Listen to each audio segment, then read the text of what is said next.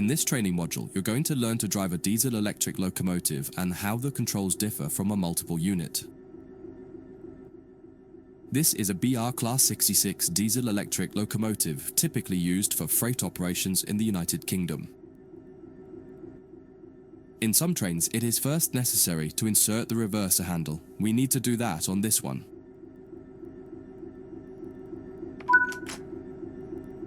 We want to move the train forwards, so move the reverser in that direction.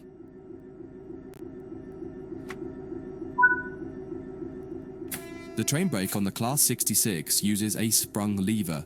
Holding it one way will gradually release the brakes until you release the lever. Holding it the other will gradually apply the brakes. You need to keep an eye on the two brake gauges in front of you.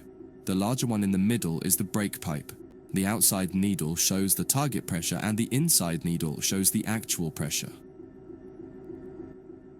When you apply or release the brakes, the outer needle moves and the onboard control systems will begin to adjust the brakes to match your setting.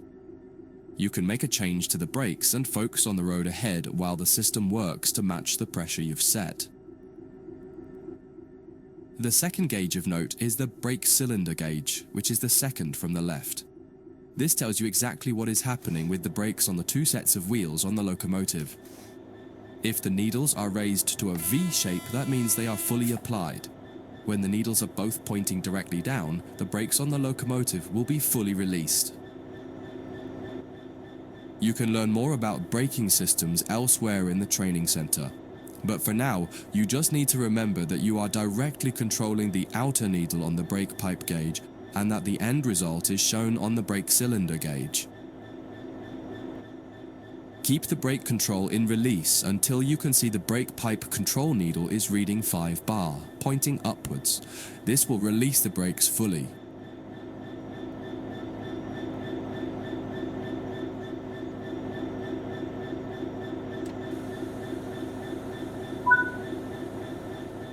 Watch the brake cylinder gauge to see it gradually reduce to 0.0, needles pointing downwards, which tells you that the brakes are now fully released on the locomotive and you can move the train. It's important to note that the brake cylinder gauge is only telling you what's happening on your locomotive. If you have wagons attached, they can take a little longer to release, so if the train doesn't move immediately, don't worry. Apply some throttle to get the train moving.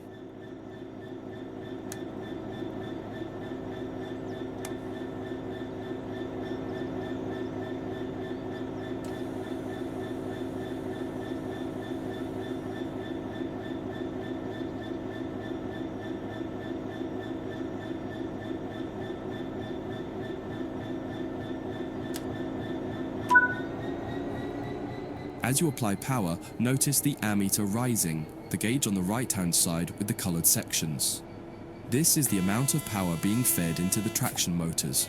Try to keep it in the green section, only briefly in the yellow, and avoid the red section to avoid damaging your traction motors.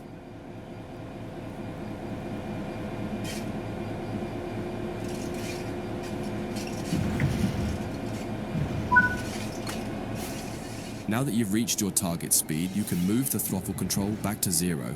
The train will then coast on level ground and the train will only slow down very gradually.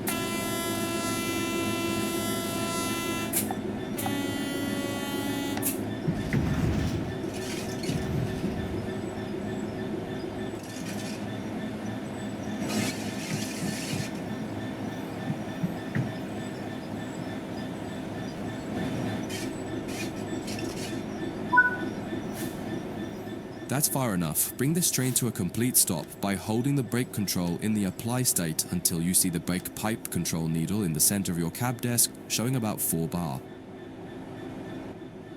The amount of braking you'll need to apply also varies depending on whether you're going uphill or downhill and how heavy your train is. Stopping a train is one of the biggest challenges of controlling it, particularly stopping it in the right place. You'll get better at this with practice. That concludes this module. If you wish to replay it, you can come back to it at any time via the training center.